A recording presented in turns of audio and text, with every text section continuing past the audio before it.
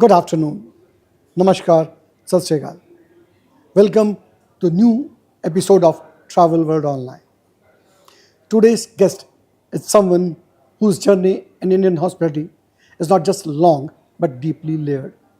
He began his career in hospitality in 1986, but his story goes far beyond hotels. Driven by personal passion for vintage and classical automobiles, he founded the Heritage Transport Museum in 2003. Heritage Transport Museum became India's first comprehensive transport museum, a cultural institution that has earned national and international recognition. He represents a rare blend of professional excellence while also creating a lasting cultural legacy. Today, we speak with a leader whose journey offers lessons not just in success but in vision, consistency, and commitment. It's a pleasure to welcome Mr. Tarun Thakral. Welcome, Mr. Thakral. Thank you. Thank you so very much. You have seen Indian hospitality from the 1980s to today. What is the biggest myth people still believe about luxury hotels? There's no myth according to me.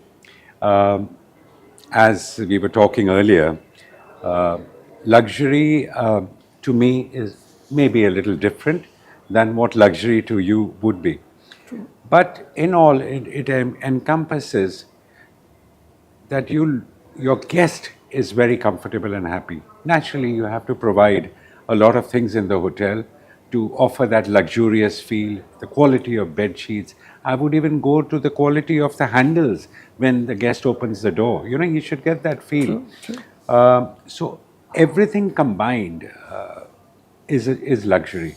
The quality of guest amenities that you put, the quality of services that you offer, even the steward who enters your room offering you even a glass of water, that has to be in a particular style and a particular way. So all these encompasses, they join together and form luxury.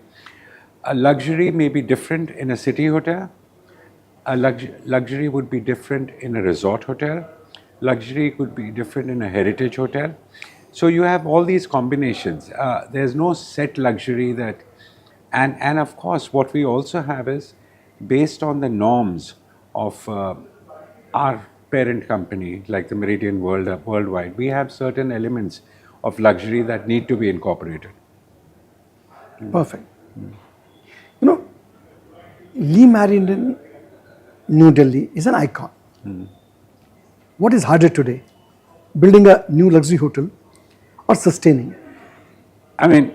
I don't think we can replicate the legacy and the iconic image that Le Meridian New Delhi carries and has been carrying for the last 40 years now. Rebuilding a Meridian of this stature anywhere else today, I would love to do it. But yes, I would incorporate a lot more luxurious elements than this hotel has, because this was built in the 80s. So whatever was best in the technology at that time, we had incorporated it out here.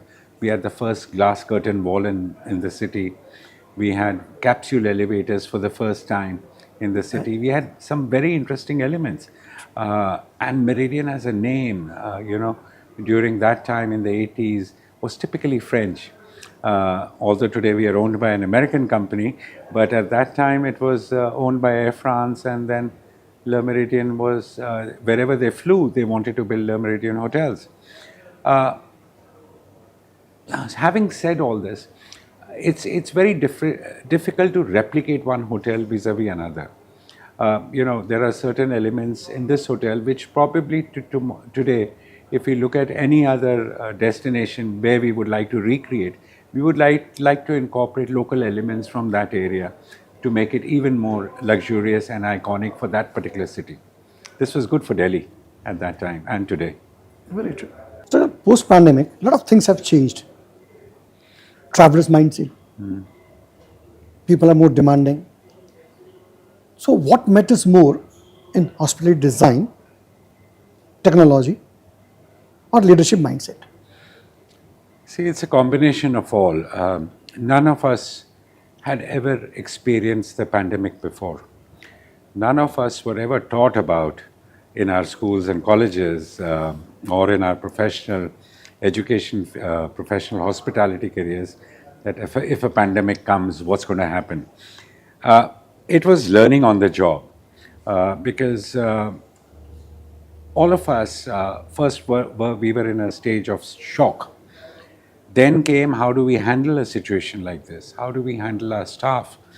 How do we handle guests?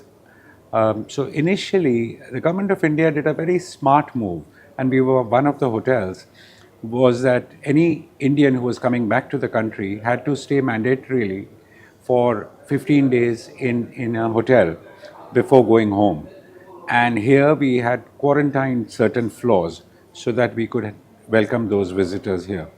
Although services were very limited, we had to leave food outside the door and just ring the bell and go away. So these were things which you expect in a one-star, not even a one-star hotel. You expect in a local dhaba, कि वो सामान, they keep the food and they go. But whereas here, for us, it was a learning experience, quite frankly. In terms, see, there are so many changes that has happened after that. We've tried to improve our technology. So that's what I said, that everything goes hand in hand. The leadership is today aware that this kind of a thing could happen again. How would we be better prepared? How is our staff better trained to handle a situation like this? God forbid it comes again. What are the expectations of the guests at that? What was it during that time? What is it now? As you know that after COVID, there was a sudden boost in business. People started traveling a lot. They become a lot more demanding, that's for sure, because they are paying higher prices than what they were doing earlier. So they've naturally become very demanding. For even a small error on the part of our service staff, they really take us to task. We are, we are imparting, we're spending more money in training. We are incorporating certain elements that which we never used to do earlier, in terms of the quality of service, in terms of the presentations, so that the guest gets a wow factor all the time. It's very difficult, again, I'm repeating myself, to foresee a thing like this. But yet, tomorrow this may again be a reality. So I'm pretty confident that as we, nurture our employees, as we look forward to what our guests are expecting, we should be in a better position than last time. For any luxury property, what makes a guest come back, and what efforts on the part of the hotelier is needed for that guest experience? You want him to come back, not the first or second time, fifth time.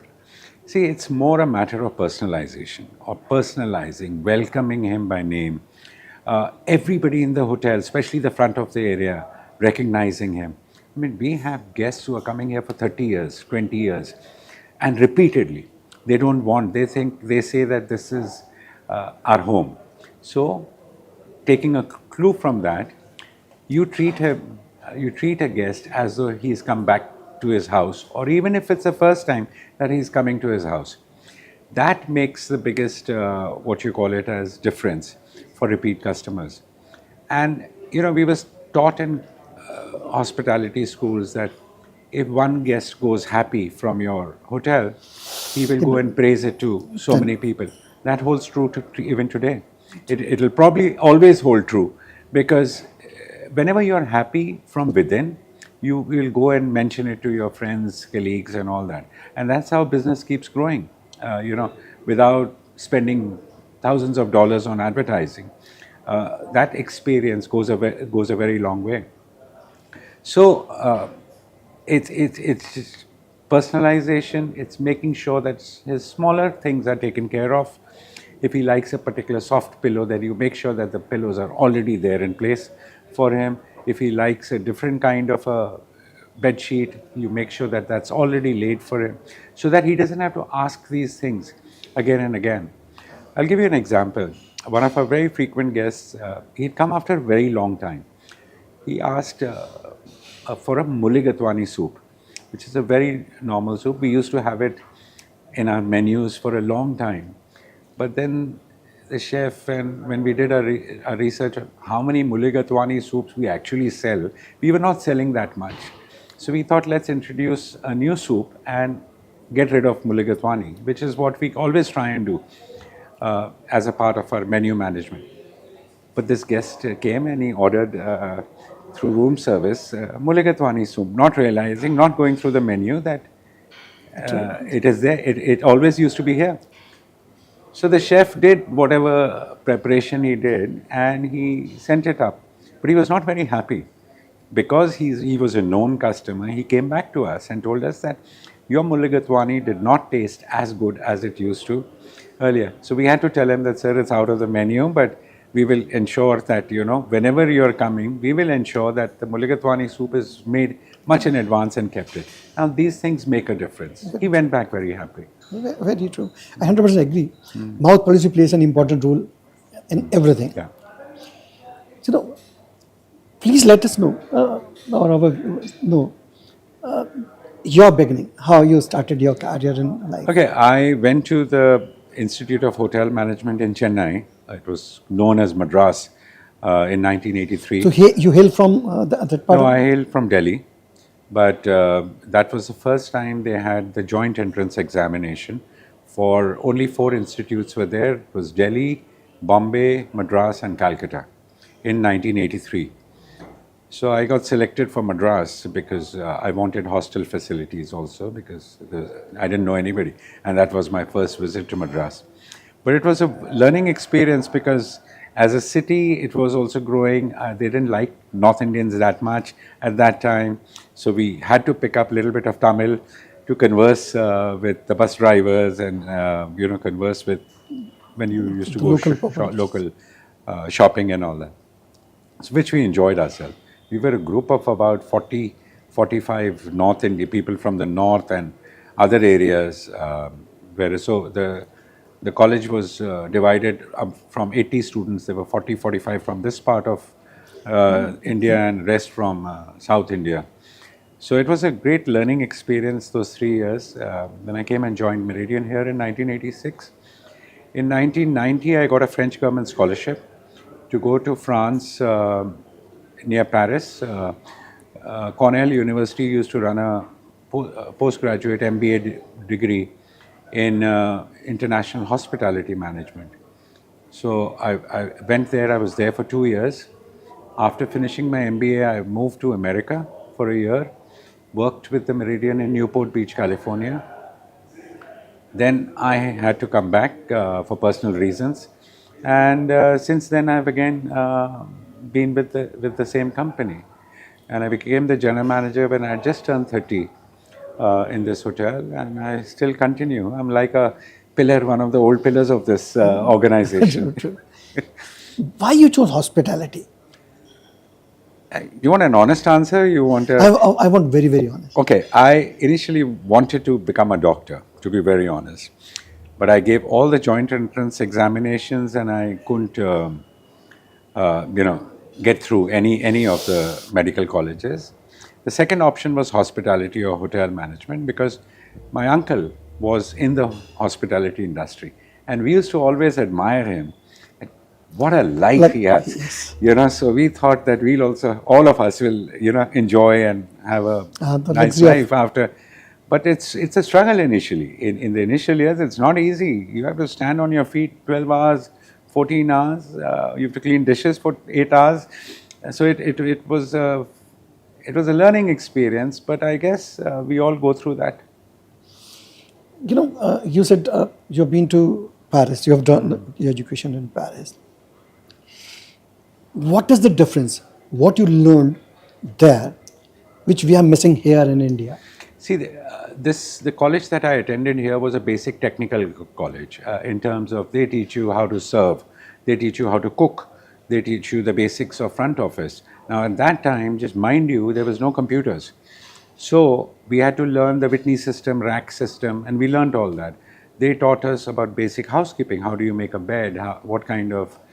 But things were very limited in the 80s, even we didn't use, we never learned that there are multiple pillows, for example, that you can offer a selection, you can offer a pillow menu. Today, every hotel is offering, in the luxury segment, a pillow menu, soft, hard, all kinds of Pillows, yeah. pillows. So, the education that we got was basic to get into an entry level hotel in India. Basically technical. So some of us chose the front office line, some of us went into the kitchens, some of us went into service industry, or housekeeping even. So it was actually they teach you everything, and it's up to you to choose whichever line. Whereas France was an MBA program, they taught us about finance, they taught us about how to build hotels, they taught us about wines of the best, French wines. They taught us about economics of a hotel. There was a lot of group work involved. They used to mix nationalities. In a class of 40, we were 24 nationalities. So they used to put one Finnish girl with one German boy and one Indian. They have the different issues in their country. We have different issues. For them, everything was labor. We cannot hire. I used to say, "Ek aur, we would hire one more. One more What is the person, problem?" yeah. So you learned a lot about other countries and about different nations and their hospitalities by these group works. So in all, it was a great experience. And then when I came back, I think I was very fortunate that I was able to get through that program, and then come back and then continue to rise in this organization. Atithi Devo Bhava, and that's part of our day-to-day routine life. Do you think today, when we go outside and learn, so we start copying them and forget our own roots? No, it's not that. I don't agree, because, I mean, partly, yes, we try to incorporate those changes. We become more conscious of the fact that, okay, if I'm spending, say, 150 rupees for this glass, can I do here with a 80 rupee glass? Should I do it? Because if they are using this kind of glassware, there is a certain amount of things. So there's a question which always comes to your mind: am I spending the right amount of things in my products and services vis-a-vis what I'm getting in return? Today, whether it's New Delhi or Frankfurt or even Los Angeles for that matter, the rates are at par. I mean, we are charging More or less. that much. So very well we can afford these things and let the guest feel. Now, I can incorporate an Indian, steel or an Indian silver glass also, but many people are uncomfortable having it in metal glasses. They're used to having it in glassware, and good quality glassware. So that's where the dilemma comes. Our basic services are still Indian in nature. Our hospitality is Indian in nature. Where I have changed things is purely financial, and how do you maximize your returns from, customers. How important in hospital industry to train your staff regularly or to update them with something? Very, very important. You can't do without it today. We have a full-fledged training department with a training director and an assistant director of training. Everybody, including myself, have to undergo trainings, through the year. And we have a battalion of train the trainers for different departments, who in turn train the junior staff. Because Marriott and Meridian worldwide are very particular about training, and they keep sending us things, new age reference kits to be incorporated in our day-to-day training, so that it's an ongoing process and a continuous process. This industry is very, very demanding. It is. How you are able to cope with your personal and professional life? And for a successful person, you have to compromise somewhere. No, one doesn't compromise. It's not necessary. It's how you manage your time. I personally feel, yes, at this stage of my career, I've reduced my socializing a little bit. I still spend the same amount of time in the hotel. I still spend the same amount of time with my family and my other interests that I have. So it's not that I am, compromising on anything. You become smarter, as time goes by. And I think one becomes smart, one delegates responsibilities. That also I have done, especially in the hotel. In the hotel, I've ensured that my colleagues, they also rise up, rather than me being always there. Nobody's permanent. So one has to make sure that if the organization that you've served or that has virtually brought you up, when you leave, at least somebody is there to take over Very that. nice. You know, the passion and profession. Hospitality is your profession, and heritage is your passion. How do you get time for both? No, And then tell us about your personal passion. you see, many a times I've been asked this question: how do you take out time, between your full-time job and your personal interests and personal passions and hobbies and heritage and cultural things that I keep doing? I think that's what I've learned over the years. It's more a balance. Unless until you do something creative that satisfies your mind. Hoteliering is a very creative line in itself. But sometimes doing it day in and day out, and for the last 40 years, there comes a stage where sometimes you get, it becomes very monotonous. How do you keep yourself alive? So if you have interests, then those interests help you not only in your professional career, but in your other personal career also. Agree, agree. Why did vintage transport matters enough to start a museum? When I came back from Paris in 1993, I suddenly developed this passion of collecting old things. I guess because I lived outside the country for 3 years, somewhere something must have triggered it, and I came back, joined the hotel. But on weekends, I had time to myself, and I used to travel to Rajasthan a lot at that time. And there I started collecting old gramophone players, old radios, old oil lamps. And on one of my trips, I found an old dilapidated car. So I just decided to pick it up. And I got it straight to the hotel. So everybody thought I've gone a little wonky. Crazy. Yeah, crazy, yeah. But I spent a year on it, getting the car restored. And once it came back to life in 94, end 94, it was that you've given rebirth to something which was long gone. So that somewhere triggered the passion and the admiration of everybody. That, Wow. oh, look, he has such a nice car. Not realizing what it was, from what condition to what condition, and it's fully functional now. So I think that triggered the passion, and then I went into this collection binge of collecting vintage and classic cars. Then I got bored with that also. It became too monotonous. So then I started collecting other modes of transport. So I collected a whole gamut of uh, transport, of various modes of transport that were used in India, right from palanquins to an aircraft. Oh, So you have everything in the museum, which depicting how people of India have traveled over the last 200 years. when you were building India's first transport museum, what was the toughest battle? Money, mindset, or policy? It was mindset. I mean, I was fortunate that I didn't start at the project till the time I got a grant from the government of India.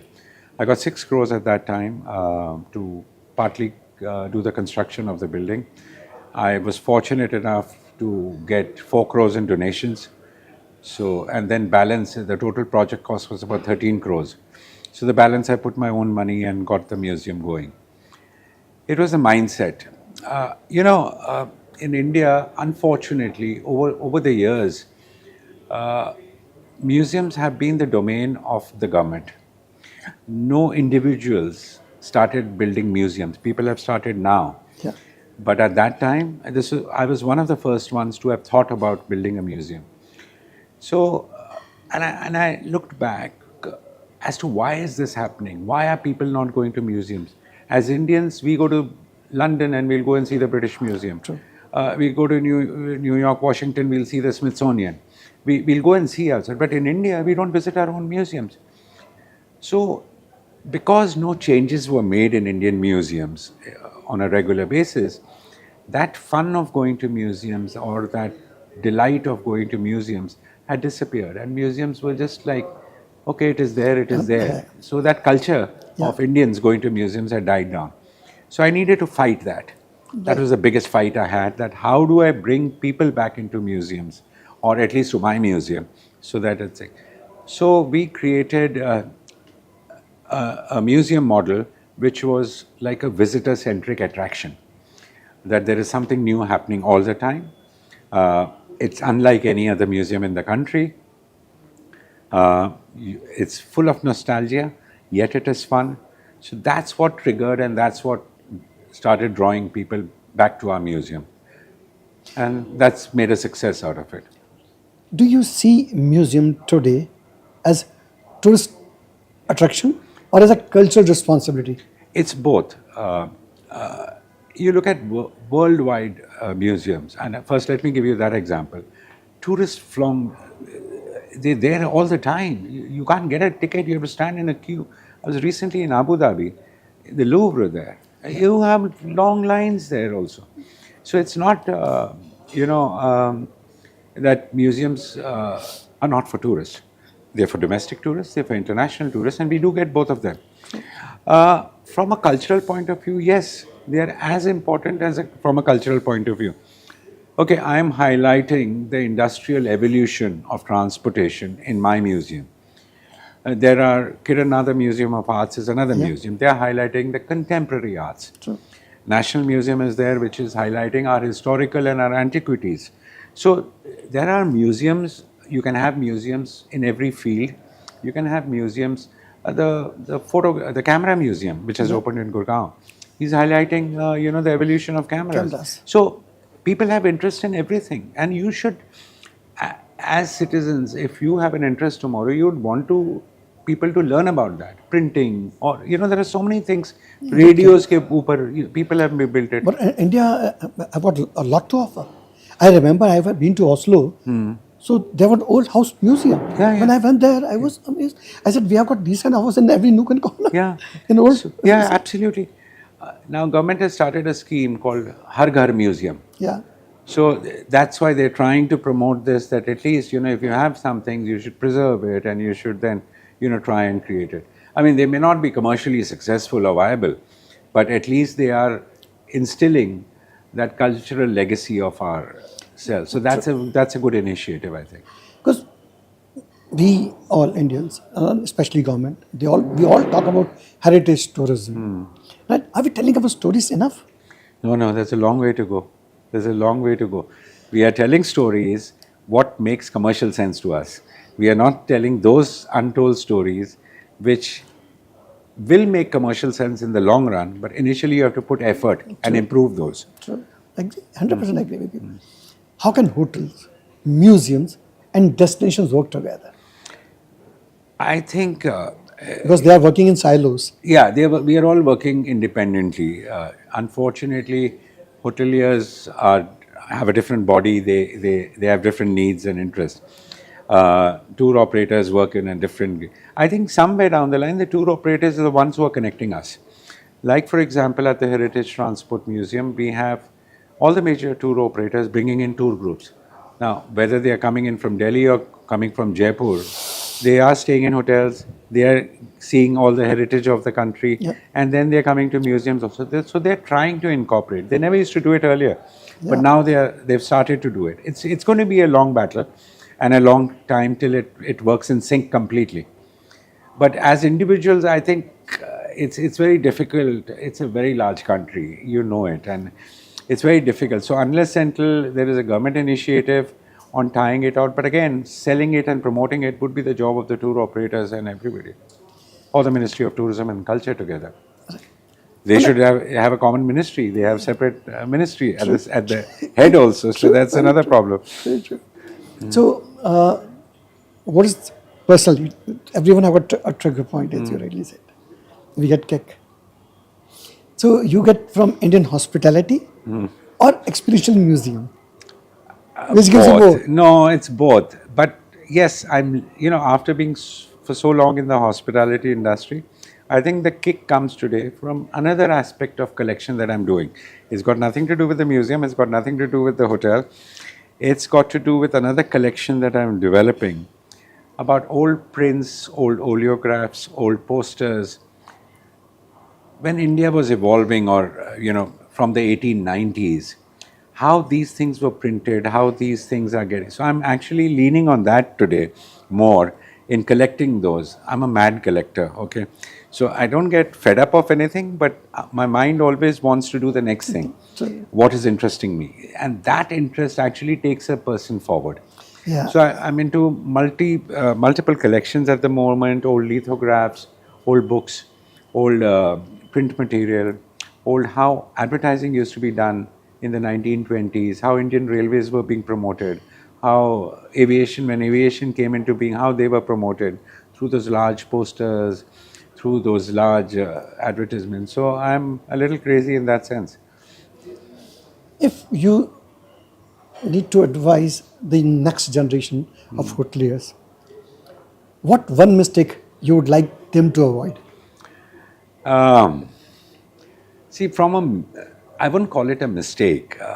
I would want everybody, people, it's not happened with me, but many of my friends who we passed out together from college, they started changing jobs within 6 months, 8 months, 1 year, just for a few hundred rupees more. I did not do that. So recommend the next generation that you need to spend a little amount of time in an organization. You need to make sure that you do your best rather than trying to skip work, because you learn a lot in everything what you do, or the amount of time that you spend. Every moment is a learning in a hospitality industry. Every moment you meet interesting guests. You'll find that the needs of the guests are different from one individual to another. Yeah, so it's a very interesting experience altogether. But today, unfortunately, the younger generation are looking at more options. They have the options. Even after doing their hotel school, they can join a call center, or they can open their own YouTube video for that, YouTube channel for that matter. So they have a lot more options than what we had. And we were focused on pursuing a career in hospitality, whereas today's generation has the options to pursue anything that they want. Very, very right. What is more important in life when you do something out of the box? Or, some people call it foolishness, some call it passion, some call it crazy. Beyond titles and awards, what gives you more satisfaction? I think whatever I have achieved, I think I'm pretty satisfied. I dreamt of building a museum. I built India's first transport museum. I have thought about this new collection that I'm working on at the moment. I'm actually enjoying it. As long as you keep enjoying what you're doing, I think there's no end to it. It's a matter of enjoyment, it's a matter of your personal aims in life. You should always have an aim and objective. And if you are able to achieve that, I think you have really done a remarkable job. Because all of us, we all dream, we all have aims, but वो कहीं रह जाता है. True. It doesn't get complete. So for me, that way, I've been rather fortunate. Help of, everybody, my colleagues, my friends, my family, my social friends, the media. I mean, they've all helped me grow and, achieve what I am today. One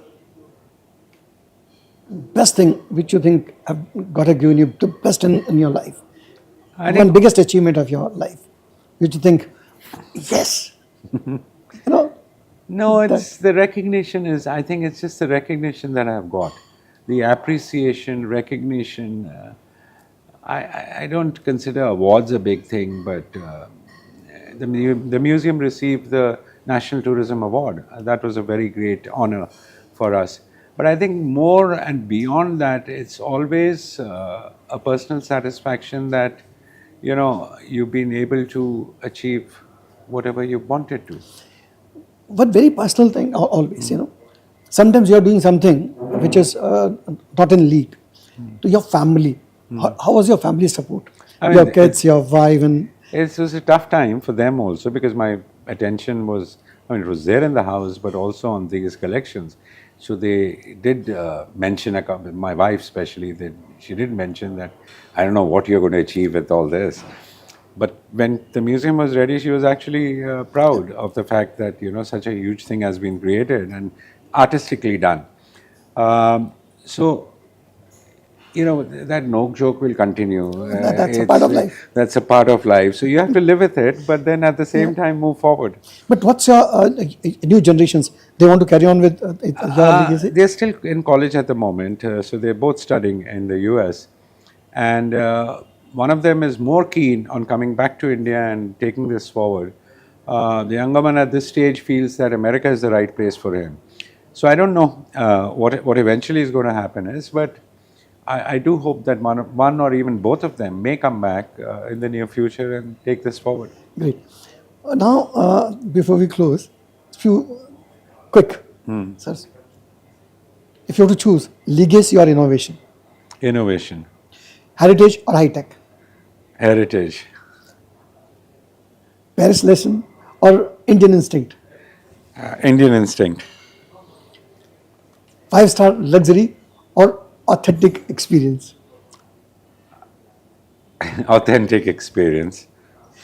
Great. Any message for our viewers?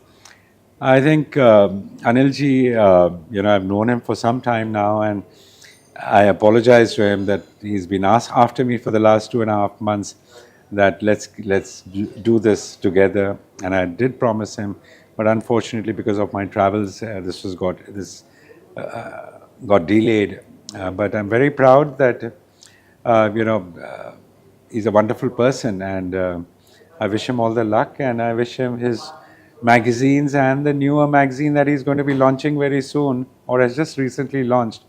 All the success and best wishes for him. Thank you very much for taking out time and Not at speaking all. to My Travel pleasure. Online. My pleasure. Thank you very much. Thank you. Namaskar.